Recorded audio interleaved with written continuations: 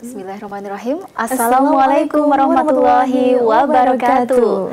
Kopi istimewa MTA TV, seruput kopinya, cermati infonya. Ya, pemirsa dimanapun Anda berada, alhamdulillah senang sekali kopi istimewa MTA TV hadir kembali di hadapan Anda. Dan kali ini bersama saya Ida Aisyah dan juga ada rekan saya Sekar Pangesti. Ya, dan tentu saja kita akan hadirkan berbagai informasi pilihan untuk pemirsa semuanya dari saat sekarang hingga nanti pukul 10 pagi. Kita akan menyajikan informasi juga rekan Ida ini yang insya Allah bisa menginspirasi, bisa bermanfaat dan juga mungkin informasi terkini untuk pemirsa di rumah. Iya, rekan Sekar, gimana nih kabarnya? Alhamdulillah baik. Bagaimana kabarnya rekan Ida? Alhamdulillah baik, sehat dan semangat. Kita masuk di hari pertama bulan Ramadan 1444 Hijriah. Betul Tentu sekali. saja ini membawa semangat baru untuk kita semuanya. Iya, betul sekali. Semangat untuk terus belajar untuk memperbaiki diri dan selalu mengisi hari-hari kita dengan hal yang positif dan bermanfaat. Alhamdulillah, Masya Allah kita masih diberikan kesempatan ya hari ini untuk bisa bertemu dengan bulan Ramadan, bisa menunaikan ibadah puasa gitu. Bagaimana puasanya hari ini rekan Ida Aisyah? Alhamdulillah, sejauh ini ya baru beberapa jam ya. Semoga ini terus lancar sampai nanti ya maghrib ya. Amin. Dan insya kita Allah. ingatkan pemirsa juga ini, kita kan punya tagline nih, seruput kopinya, tapi jangan tergoda untuk menyeruput kopi pagi hari ini. Ditahan dulu sampai nanti beduk maghrib ya, atau barangkali sudah ada yang nyeruput kopi ketika tadi sahur ya, seperti saya. Tapi yang terpenting juga, kan tadi rekan Ida sampaikan bahwa jangan sampai tergoda untuk seruput kopinya, tapi yang terpenting adalah bagaimana kita mencermati informasinya. Cermati informasinya, tentu saja akan banyak informasi yang bermanfaat dan nanti insya Allah kita juga akan ngobrol langsung ini ya dengan anggota SAR Pangandaran Jawa Barat, ada Bapak Iwan Irawan. Kita akan berbincang dengan salah satu kegiatan yang baru saja selesai diadakan, yaitu tentang pelatihan untuk lifeguard atau penjaga pantai. Nah, itu dia. Berbicara tentang pelatihan lifeguard dan penjaga pantai ini sangat penting sekali ya rekan Ida, karena bagaimana saat ini banyak sekali tempat wisata ini membludak dikunjungi oleh para wisata dan juga ketika di pantai itu kan alam ya, jadinya kita harus berhati-hati dan kadang kan kita tidak bisa mengontrol orang juga ya, mengontrol pengunjung dan bagaimana potensi atau potensi dari lifeguard sendiri harus lebih ditingkatkan ya rekan Ida. Betul sekali. Nah, langsung kita akan sajikan informasi yang pertama ini ya pemirsa. Jadi baru saja beberapa hari yang lalu dari Departemen Teknik Elektro Universitas Diponegoro ini memberikan pelatihan ya di SMA MTA Surakarta. Ini untuk guru dan karyawan gitu ya. Nah, ini pelatihannya tentang instalasi perangkat komunikasi nirkabel outdoor. Wah, apa itu? Aduh, apa itu? Nanti kita akan mengetahui informasinya lebih lanjut. Dan di era revolusi industri saat ini juga perkembangan zaman semakin maju. Kalau dulu biasanya menggunakan kabel, sekarang sih juga ada ya rekan Ida, tapi masih ada, tapi juga sudah mulai dikurangi. Ada dengan nirkabel, jadi tanpa kabel. Ya, karena ini ya mungkin lebih praktis. Kemudian kalau secara tampilan itu juga lebih bagus, lebih rapi, tidak ada yang lewer-lewer dan sebagainya. Betul sekali gitu ya. Dan kegiatan ini adalah bentuk ini ya, kalau dari Undip itu salah satu bentuk pengabdian kepada masyarakat gitu. Betul ya. Nah, jadi ini memang bekerja sama dengan berbagai instansi, salah satunya di SMA MTA Surakarta. Baik, langsung saja kita hadirkan ya informasinya. Pemirsa, dalam kerjasama pengabdian kepada masyarakat, Departemen Teknik Elektro Universitas Diponegoro memberikan pelatihan kepada guru dan karyawan SMA MTA guna mendukung akses komunikasi di lingkup sekolah. Bertempat di ruang pertemuan SMA MTA Surakarta, puluhan guru dan karyawan Lembaga Pendidikan MTA menerima pelatihan instalasi perangkat komunikasi nirkabel outdoor. Kegiatan ini digelar dalam rangka pengabdian kepada masyarakat oleh Program Studi Magister Sistem Informasi Sekolah Pasca Sarjana Universitas Diponegoro.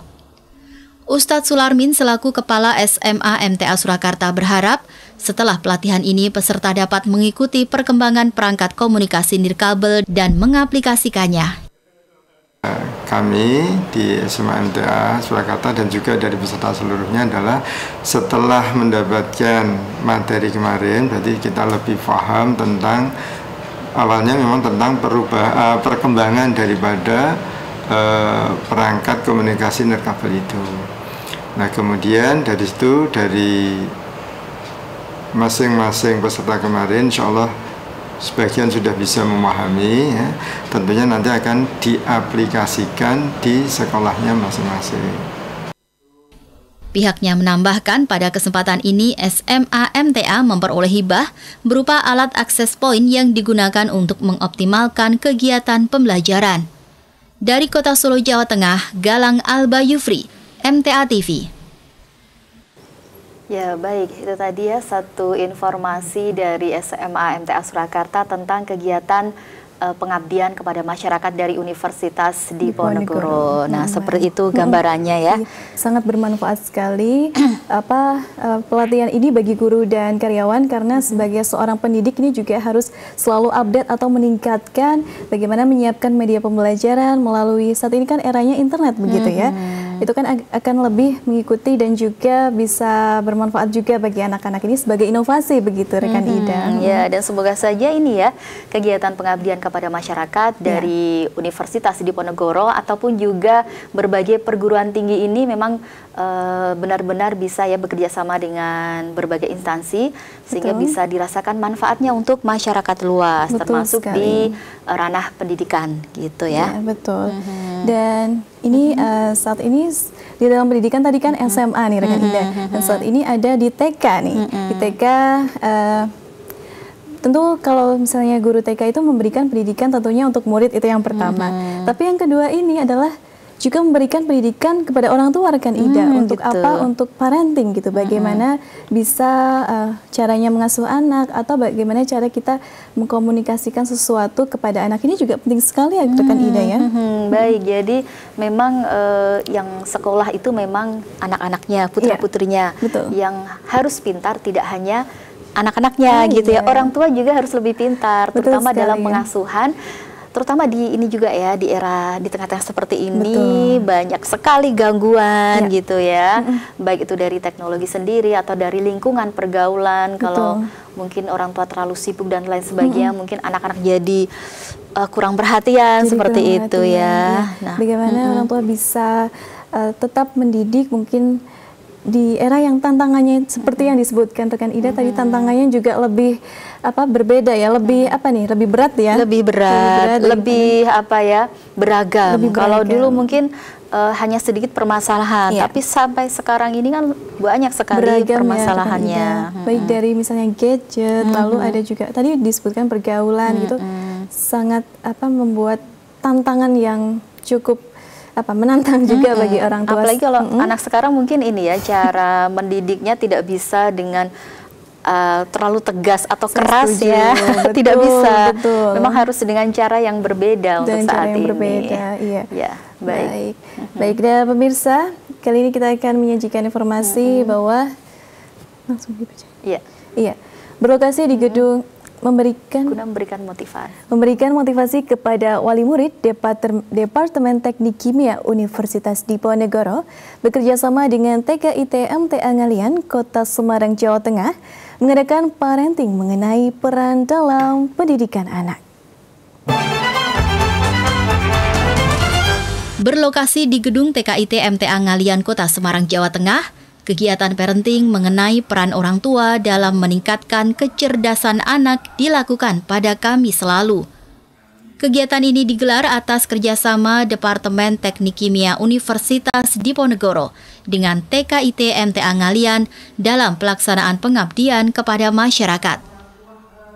Menurut Profesor Tutu Joko Kusworo selaku Guru Besar Departemen Teknik Kimia Undip, kegiatan ini bertujuan untuk memotivasi wali murid TKIT MTA Ngalian dalam peran memberikan pendidikan kepada anak. Kegiatan ini bertujuan untuk memotivasi orang tua wali murid dari TK MTA mengenai perannya dalam proses pendidikan adik-adik TK MTA Ngalian yang mana orientasi adalah orientasi keagamaan. Sementara itu, Kepala TKIT MTA Ngalian Anissa Nilamsari AMD SE SPD berharap lembaga TKIT MTA tidak hanya berfokus memberikan pendidikan kepada anak, melainkan juga pendidikan kepada orang tua. Bukan hanya fokus kepada pembelajaran bagi anak usia dini, tapi juga bisa fokus kepada pembelajaran bagi wali murid, di mana peran serta kedua belah pihak antara orang tua dengan wali murid insya Allah akan bisa memberikan hasil yang terbaik bagi semua lembaga pendidikan anak usia dini, karena tidak ada orang tua yang tidak ingin anaknya bisa menjadi berhasil, tapi mereka tidak peduli, mereka harus bisa peduli dengan anaknya, dengan salah satunya menambah wawasan dan ilmu bagi mereka. Kedepan diharapkan melalui kegiatan ini terbentuk kesinambungan orang tua dengan pihak sekolah dalam menerapkan pendidikan pada anak. Kontributor Kota Semarang, Jawa Tengah, Haryanta, MTA TV. Nah, itu tadi pemirsa ya. Iya, betul. Satu informasi dari TKMTA Ngalian Kota Semarang, Jawa Tengah. Ini tentang kegiatan juga ini tadi masih ya kerjasama antara Undip dengan TK begitu. Iya, betul. Bahwa pendidikan itu tidak hanya orang tua memasrahkan kepada sekolah, tapi sinergitas yang diperlukan dalam didik anak itu perlu. Jadi kerjasama antara sekolah dan juga orang tua, karena anak ini waktunya lebih banyak di rumah begitu ya dengan orang tua seperti itu. Berbicara tentang sinergitas atau kerjasama ini seperti hal yang dilakukan oleh relawan MTA begitu dalam bagaimana membantu untuk merenovasi masjid, karena apalagi di bulan Ramadan ini ya. Tapi tidak hanya di bulan Ramadan, rekan Ida, bahwa masjid ini adalah rumah Allah, tempat kita beribadah, bagaimana nyaman untuk digunakan untuk ibadah dan kegiatan lainnya begitu. Ya, betul. Dan kebetulan juga untuk informasi yang kita sajikan ini digelarnya juga sebelum bulan Ramadan ya, karena ada sebuah masjid yang fondasinya itu ambles ya. Ini kalau dibiarkan kan bisa semakin ambles, makanya daripada membahayakan dan kita tidak perlu menunggu sampai itu ambruk ya. Jadi kemudian direnovasi total ya. Mengantisipasi semuanya ya rekan Ida ya. Betul ya, ini dia informasinya ya. Pengurus Masjid Nurul Ilham di Perumnas Wonorejo, Kecamatan Gudangrejo, Kabupaten Karanganyar menggarap bangunan masjid akibat fondasi yang sudah mulai ambles. Dengan penuh antusias, masyarakat bersama relawan Majelis Tafsir Al-Quran merenovasi bangunan Masjid Nurul Ilham yang berada di Desa Wonorejo, Kecamatan Gudangrejo, Kabupaten Karanganyar. Masjid yang rencananya dibangun menjadi 2 lantai ini mulai direnovasi awal bulan Desember tahun lalu. Danang David Sukristiawan selaku Ketua Panitia mengatakan pembangunan ini digelar karena fondasi masjid yang mulai ambles, sehingga diputuskan adanya renovasi total. Memang dikarenakan beberapa fondasi masjid itu sudah mulai ambles. Jadi akhirnya kami mengambil langkah dari ketakmiran mengutus kami untuk melaksanakan renovasian total dari bawah sampai ke atas. Kedepan diharapkan renovasi dapat berjalan dengan lancar dan masjid dapat kembali digunakan untuk beribadah. Kontributor Karanganyar, Jawa Tengah, Sriyanto, MTA TV. Iya, bicara tentang tadi renovasi masjid seperti yang sudah kita sajikan tadi, bahwa kita tidak harus menunggu tempat itu sampai ambruk begitu ya, tapi kita antisipasi begitu ya untuk merenovasi ketika sudah merasa ini sepertinya kondisinya sudah tidak representatif, ya mungkin membahayakan. Ya. Dan yang jelas ini kalau dibiarkan kan ketika sholat jadi nggak husuk ya. Betul. Aduh, gimana ini nanti masjidnya ambruk dan sebagainya. Jadi memang harus ada kerjasama ya dengan takmir masjid, dengan masyarakat, dengan relawan sekitar seperti itu. Nah, ini ada juga informasi tentang kerjasama ini ya. Kerjasama lagi nih. Ini kerjasama lagi ya, yaitu tentang kegiatan pelatihan ya untuk potensi SAR, juga ada anggota TNI, Polri, Damkar, Satpol PP, ini semuanya ya se-Jawa Barat mengikuti pelatihan lifeguard ya sebagai penjaga pantai. Jadi ini penjaga pantainya tidak hanya potensi SAR yang ada di sana, tapi ternyata juga melibatkan berbagai aparat pemerintah, begitu ya. Jadi, karena kita kan tidak akan pernah tahu ya kapan kejadian yang membahayakan itu akan terjadi, gitu ya. Jadi semuanya harus dibekali dengan ilmu itu. Lebih baik jika semuanya dibekali, akhirnya bisa membekali sebagai ini ya, sebagai bekal ketika nanti terjadi peristiwa itu sudah siap ya untuk bertindak. Jadi punya keahlian ya, karena di saat ini kan orang itu suka di wahana indoor, ada juga yang suka di wahana outdoor. Salah satunya wahana air seperti pantai seperti itu. Dan di pantai ini juga sudah banyak kejadian ya seperti terseret ombak seperti itu. Dan bagaimana lifeguard, pelatihan lifeguard ini sangat diperlukan, tidak hanya potensi SAR yang berada di pantai, tapi juga diikuti oleh SAR, TNI, Polri, dan Damkar. Ya, karena ini juga sebentar lagi kan libur Lebaran itu ya, masyarakat biasanya ramai padat sekali di pantai, baru asik main air gitu ya, nggak taunya ada ombak dan mungkin atau berenangnya terlalu ke tengah. Nah, tahu-tahu terseret ombak nih gitu ya. Meskipun sebetulnya dari lifeguard ini sendiri biasanya sudah ada rambu-rambu, masang rambu-rambu, kemudian juga mengingatkan para pengunjung atau wisatawan ketika sudah mulai mendekati wilayah berbahaya ini diminta agar segera ke daratan seperti itu. Tapi ya namanya musibah kita tidak akan tahu gitu. Karena banyak sekali orang, kita terbatas juga ya dalam mengawasi dan mengontrol pengunjung yang ada di sana seperti itu. Ya, baik.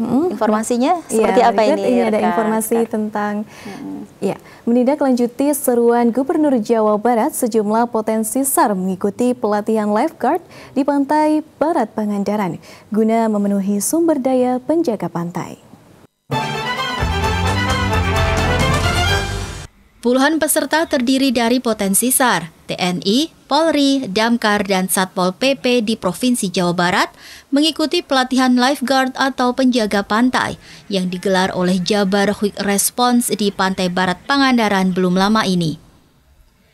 Menurut Sandi Prisma Putra selaku Ketua Penyelenggara, kegiatan ini diinisiasi oleh Gubernur Jawa Barat Ridwan Kamil dalam memenuhi kebutuhan penjaga pantai. Kegiatan pelatihan lifeguard JKR atau JKR Lifeguard Training ini diinisiasi oleh Gubernur Jawa Barat Bapak Ridwan Kamil melalui Jabar Quick Response yang dilatar belakangi terkait kekurangan sumber daya manusia dalam hal penjaga pantai atau lifeguard. Salah seorang peserta kegiatan, Dedem Nur Jamal, berharap ilmu yang diperolehnya dapat bermanfaat bagi kemanusiaan. Alhamdulillah, saya mengikuti acara lifeguard ini. Semoga dengan mengikuti acara lifeguard ini, ilmu yang didapatkan di sini bisa bermanfaat untuk kemanusiaan ke depannya. Diharapkan pelatihan ini dapat memenuhi kebutuhan lifeguard seiring peningkatan jumlah wisatawan menjelang liburan mendatang. Dari Kabupaten Pangandaran, Jawa Barat, Sidik Permana, MTA TV.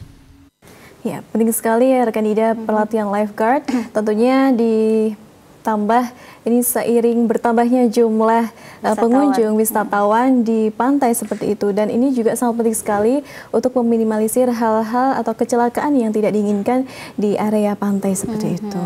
Baik, kecelakaan yang tidak diinginkan dan pastinya tidak ada seorang pun yang menginginkan adanya kecelakaan. Betul gitu ya. sekali. Baik. Sepertinya kita harus break dulu sejenak ya, pemirsa dan juga rekan Sekar, dan pemirsa tetap bersama kami di Kopi Istimewa MTA TV. Seruput kopinya, cermati infonya.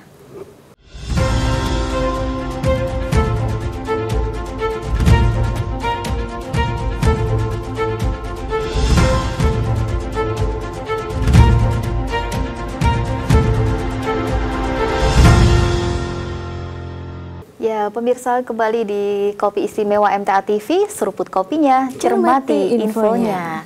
Ya, masih bersama saya Ida Aisyah dan juga ada rekan Sekar Pangesti. Iya, betul sekali. Dan tadi yang berita terakhir adalah bagaimana pelatihan lifeguard yang diadakan seprovinsi Jawa Barat, gitu ya. Dan ini tadi diikuti juga oleh ada SAR, TNI, Polri, Damkar, Satpol PP, ya. Ini diadakan oleh Jabar Quick Response atau JKR. Lokasinya di Pantai Barat Pangandaran.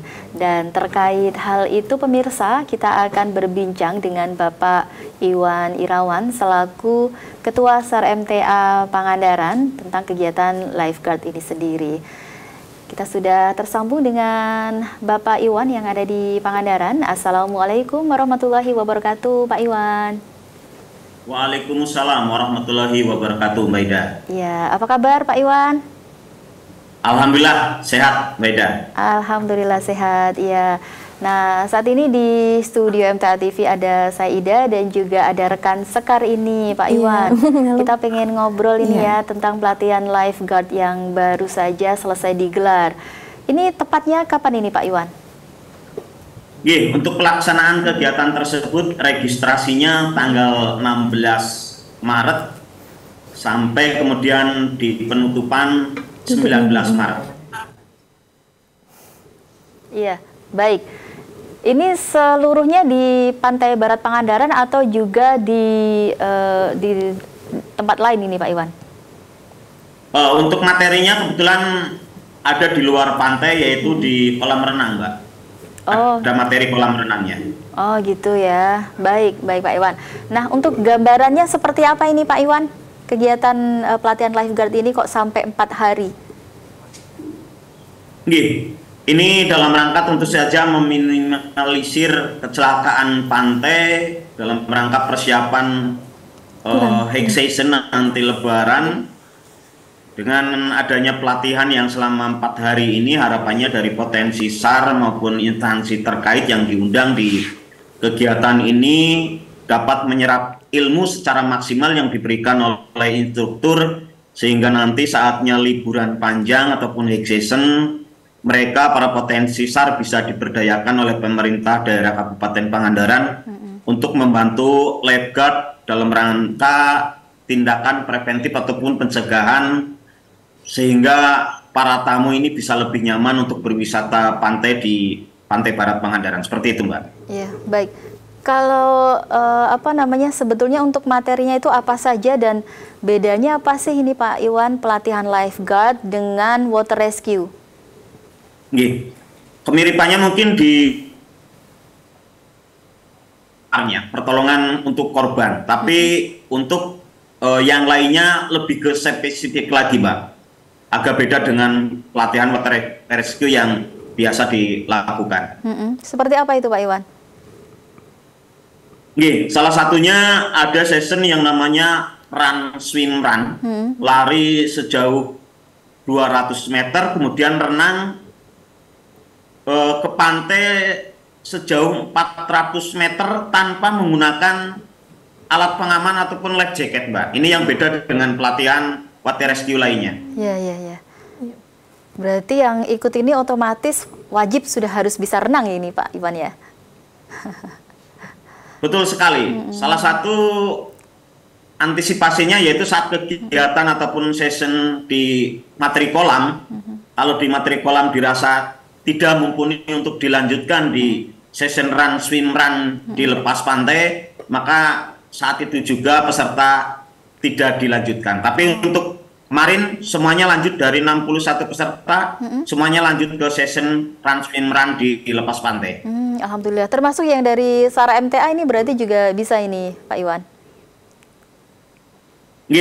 Dari kita mengirimkan 1 personil kemarin, alhamdulillah lulus di kegiatan ini dengan mendapatkan predikat cukup baik. Alhamdulillah. Tadi runnya 200, berenangnya 400, kemudian runnya lagi masih 200 lagi? Panjang sekali ya. Jadi emang butuh fisik yang kuat, pernafasan yang kuat juga seperti itu. Ya. Rekan Sekar ini ada yang ditanyakan? Dan ini apa ini peran serta SAR MTA ini dalam kegiatan ini Pak Iwan? Ya mungkin selain sebagai peserta, apalagi ini Pak Iwan dari SAR MTA mungkin sebagai panitia bagian apa seperti itu? Kebetulan memang sejak awal kita dari SAR MTA dirangkul oleh panitia untuk ikut mensukseskan kegiatan ini. Beberapa tugas yang diamanahkan kepada SAR MTA, diantaranya kita menjadi tim rescue, kemudian beberapa personil diperbantukan di logistik dan tim kebersihan. Seperti itu, Mbak. Baik. Nah, balik lagi ke Run Swim Run tadi, Pak Iwan. Gimana ini setelah ini semuanya memang bisa mencapai jarak segitu, atau mungkin ada yang putus di tengah jalan dan sebagainya, atau mungkin ada yang sakit, kram dan sebagainya? Mbak. Kenapa di kegiatan ini ada tim rescue? Karena memang dipersiapkan untuk mengantisipasi hal-hal yang tidak diinginkan saat peserta melakukan session run, swim run, karena di samping larinya yang lumayan panjang 200 meter, kemudian diwajibkan harus renang sejauh 400 meter tanpa menggunakan life jacket ataupun pelampung. Maka tentu saja panitia mengantisipasi hal-hal yang tidak diinginkan, dan ternyata betul kemarin ada sekitar 4-5 orang yang tidak bisa menyelesaikan kewajibannya untuk mengikuti run swim run, khususnya di swimnya. Termasuk tim SAR kita kemarin mengevakuasi 2 orang peserta yang kedua-duanya tidak bisa melanjutkan sampai 400 meter, hanya baru sekitar 100 sampai 150 meter, sudah mengalami kelelahan dan kram. Kemudian kita evakuasi, kita angkat, kita naikkan ke perahu SAR MTA, komunikasi dengan tim medis, kita langsung mendarat dan kemudian dengan cepat ditangani oleh tim medis. Seperti itu, Mbak. Ya, baik. Ketika ada peserta yang merasa tidak kuat ini, apakah memang dari peserta juga ada kode-kode tertentu ini, Pak Iwan, supaya tidak terlambat dalam penanganan atau pertolongannya?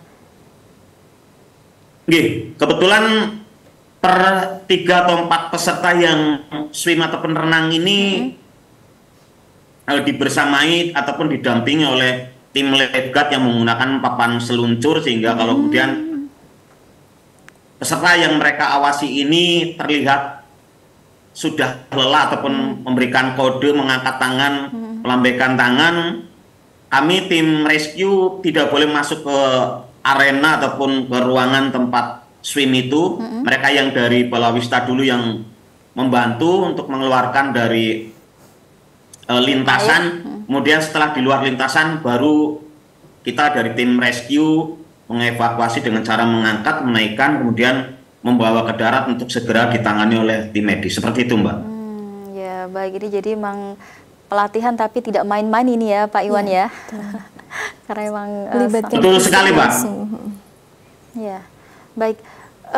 Kemudian ini apakah dari Run Swim Run ini adalah puncak dari pelatihan ini, atau masih ada lagi mungkin materi yang lainnya, Pak Iwan? Ada, Mbak. Jadi setelah Run Swim Run di hari terakhir, karena untuk Run Swim Run-nya ada 3 kali Run Swim Run, yang di hari ketiga ada 2 session. Pagi sekitar jam 9 Run Swim Run sebanyak 61 peserta tadi. Kemudian sorenya setelah asar dilanjutkan kembali sama Run Swim Run. Kemudian untuk di penutupan paginya ada Run Swim Run, dilanjutkan dengan simulasi cara menolong korban yang akan tenggelam di pantai, Mbak. Ya, baik. Kalau ini pesertanya putra semua ya, Pak Iwan? Kebetulan ada salah satu peserta putri. Ini bisa juga ini, Pak Iwan? Bisa lolos begitu? Kemarin untuk yang peserta putri ini lolos, Mbak. Ya, alhamdulillah ya. Wah, luar biasa ini ya. Bisa jadi penyemangat ini buat kita supaya pintar berenang ya. Ya, kalau setelah kegiatan ini mungkin follow up-nya apa ini, Pak Iwan?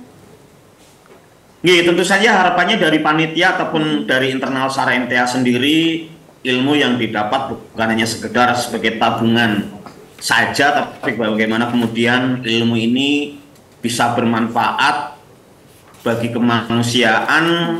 Dan tentu yang tidak boleh dilupakan adalah bahwa ilmu yang didapat harus selalu diasah sehingga saat dibutuhkan nanti kita tidak lupa dengan teori-teori ataupun cara-cara kita menolong orang yang mau tenggelam di pantai, seperti itu Mbak. Betul, soalnya kalau tidak diulas lagi, tidak dipraktekkan, ini lama-lama hilang ya ilmunya ini Pak Iwan. Ya, baik. Terima kasih sekali Pak Iwan untuk bincang-bincangnya pagi hari ini, sudah memberikan insight yang bermanfaat untuk kita semuanya. Iya, selamat melanjutkan aktivitas kembali, selamat berpuasa Pak Iwan. Assalamualaikum warahmatullahi wabarakatuh. Waalaikumsalam warahmatullahi wabarakatuh. Ya, itu tadi ya obrolan kita dengan Bapak Iwan Irawan, Ketua SAR MTA Pangandaran Jawa Barat ya, kaitannya dengan pelatihan lifeguard di Pantai Barat Pangandaran. Ini yang melibatkan berbagai unsur elemen, aparat begitu, termasuk SAR MTA ini menjadi ini ya, tadi bagian untuk penyelamatan dari para peserta yang mungkin tidak kuat begitu, dan juga tadi apa ya satu lagi dari ini ya dari SAR MTA juga berperan di sana. Baik. Ya.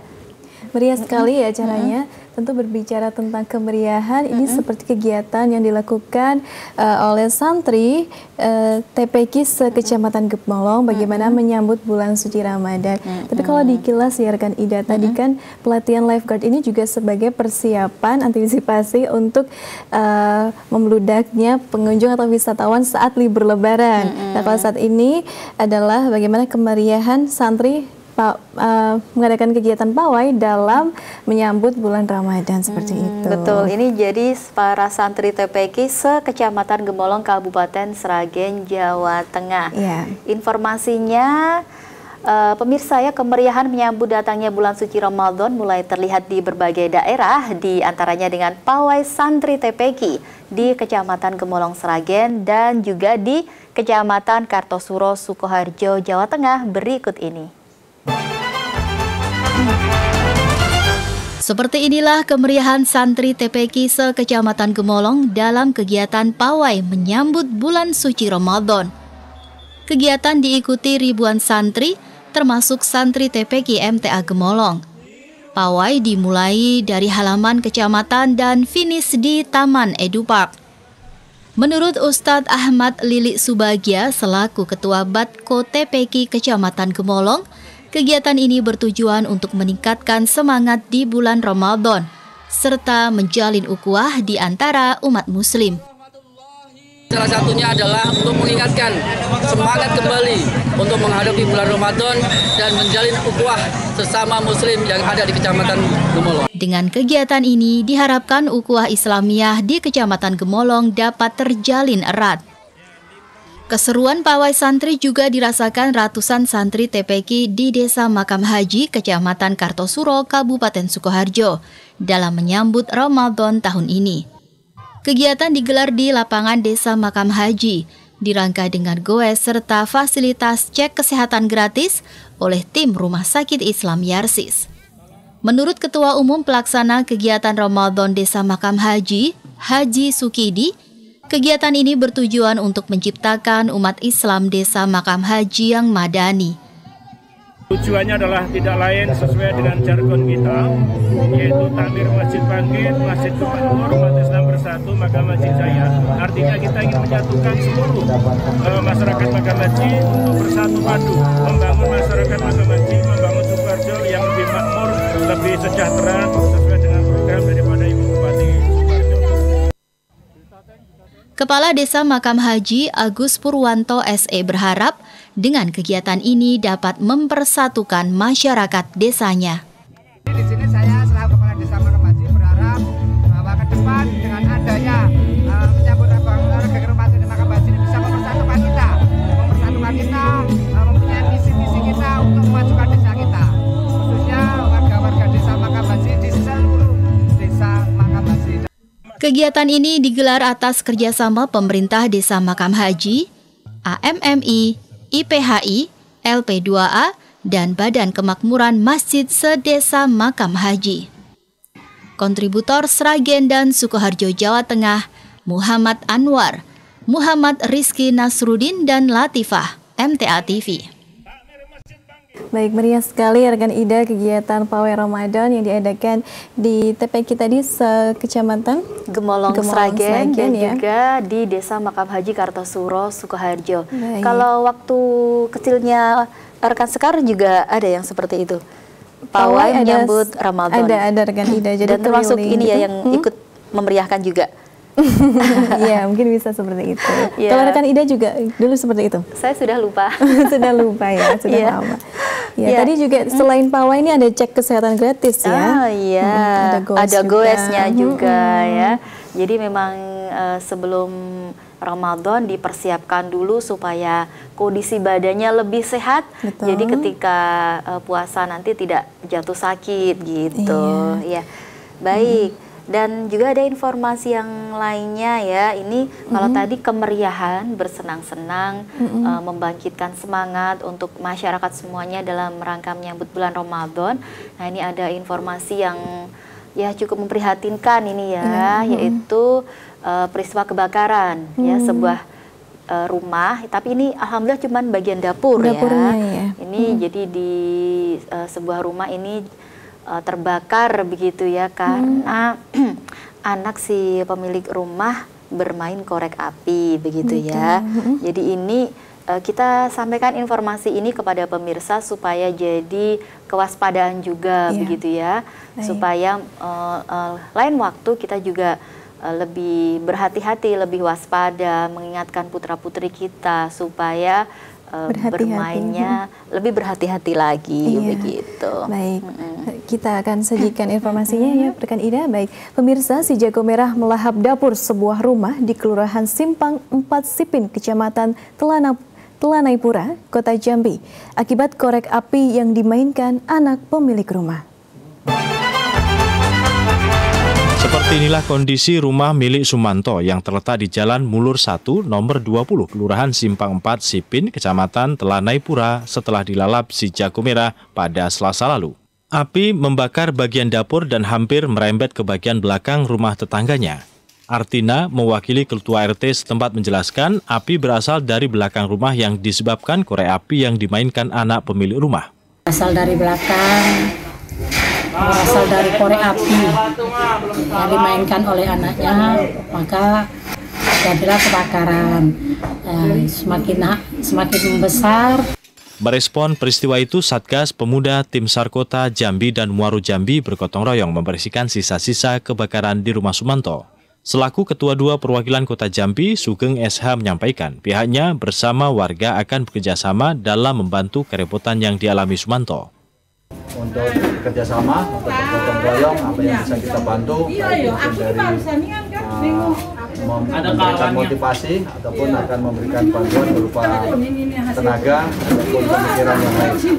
Dan kita dari warga Kota Jambi tetap akan semangat untuk membantu kerepotan Pak Manto beserta keluarga. Terima kasih. Tidak ada korban jiwa dalam peristiwa ini, namun kerugian ditaksir sekitar 70 juta rupiah. Kontributor Kota Jambi Provinsi Jambi Heri Ahmad Firdaus dan Paryadi, MTA TV. Ya baik pemirsa, demikian tadi ya informasi tentang peristiwa kebakaran yang menghanguskan dapur sebuah rumah di Kota Jambi. Ya, dan karena sebuah korek api ya rekan Ida. Iya, hanya gara-gara itu ya korek api, tapi dari yang kecil kemudian merembet ke barang-barang yang lain, apalagi di dapur mungkin banyak barang yang mudah terbakar seperti itu. Pentingnya kita juga meningkatkan kewaspadaan terhadap anak, mungkin juga bisa nih untuk meletakkan barang itu di tempat yang aman atau barang-barang yang mungkin berbahaya atau nanti takut disalahgunakan anak bisa ditempatkan di tempat yang aman, karena anak itu kadang tuh ingin tahu atau penasarannya tuh tinggi rekan Ida. Betul sekali. Padahal itu adalah hal yang justru membahayakan seperti itu. Ya, baik. Dan kita sampaikan juga informasi kalau tadi mungkin yang memprihatinkan. Nah, sekarang ini dalam rangka mengajarkan kepada para pelajar dalam hal berbagi begitu ya. Jadi sejumlah pelajar di Kota Solo ini berbagi kepada masyarakat menjelang datangnya bulan Ramadan kemarin gitu ya. Jadi ini membagikan 100 paket makanan ya, baik berupa telur ayam, roti, susu cair dan juga wafer gitu ya. Nah, seperti ini tentunya bagus ya rekan Sekar ya. Untuk meningkatkan empati sosial kepada anak, pentingnya kita berbagi kepada sesama. Tapi ketika kita mengajarkan anak secara langsung, ini anak akan semakin tahu, oh ternyata kondisi di luar sana itu seperti ini. Betul, dan tentu saja dengan praktek langsung ini sangat berbeda dengan hanya teori. Betul gitu ya. Anak akan langsung bisa merasakan bahwa ternyata ketika kita memberi sesuatu kepada orang lain itu justru kebahagiaan yang kita dapatkan begitu. Dan tentunya lebih disayang Allah gitu ya. Baik, informasinya? Ya, baik. Menjelang bulan suci Ramadan 1444 Hijriah, beragam kegiatan positif dilakukan, salah satunya berbagi kepada warga masyarakat seperti yang dilakukan para pelajar di Kota Solo berikut ini. Beberapa pelajar sekolah menengah pertama di Kota Solo berbagi kepada masyarakat menjelang datangnya bulan Ramadan 1444 Hijriah. Sebanyak kurang lebih 100 paket makanan dibagikan berupa telur ayam, roti, susu cair, serta wafer. Salah seorang guru pembimbing, Arianto, mengaku kegiatan ini bertujuan untuk menyambut datangnya bulan suci yang penuh berkah, serta mengajarkan kepada anak dalam kegiatan kepedulian. Datangnya bulan suci Ramadan, salah satunya adalah kegiatan PK berbagi, di mana tadi kami ajak mereka untuk berbagi paket tarhib Ramadan di daerah Bangjo, perbatasan Kota Karanganyar, Solo. Kegiatan ini bertujuan untuk agar para siswa juga memiliki jiwa peduli berbagi terhadap sesama. Salah seorang siswa mengaku kegiatan ini juga sebagai sarana mengajak masyarakat untuk menyambut gembira datangnya bulan suci Ramadan 1444 Hijriah dengan berpuasa. Ya, untuk mengajak masyarakat untuk berpuasa juga untuk meningkatkan kepedulian terhadap sesama, karena kita kan sesama manusia, sesama muslim kan juga harus saling berbagi, saling bersilaturahmi. Diharapkan dengan adanya kegiatan ini dapat meningkatkan ketakwaan dan semakin mendekatkan diri kepada Allah Subhanahu wa Ta'ala. Selain berbagi, kegiatan positif lainnya ialah berupa jalan sehat sambil membawa spanduk dan poster berisi ajakan berpuasa. Dari Kota Solo, Jawa Tengah, Muhammad Hasan, MTA TV. Rekan Ida, melihatnya saja tuh membuat bahagia, apalagi ketika kita melakukannya secara langsung begitu ya.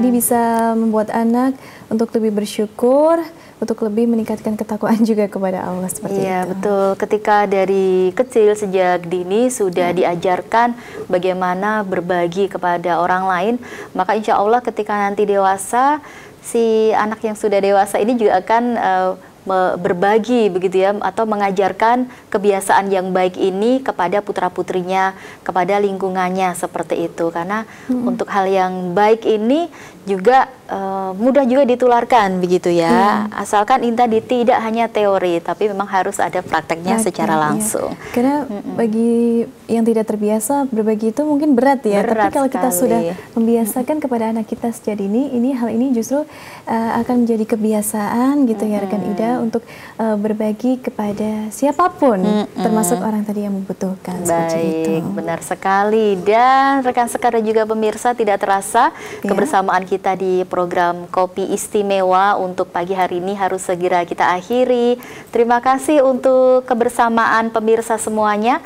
Semoga informasi yang sudah kita sampaikan bermanfaat untuk Anda semuanya. Betul sekali. Dan pemirsa, jangan lupa untuk selalu saksikan Kopi Istimewa tentunya di MTA TV pukul 10 pagi seperti pukul itu. 9 pagi 9 pagi sampai hari 10. Kamis ya. Oh iya, baik. Baik, ya akhirnya saya Ida Aisyah dan juga rekan Sekar Pangesti undur pamit. Kopi Istimewa MTA TV, seruput kopinya, cermati infonya. Wassalamualaikum warahmatullahi wabarakatuh.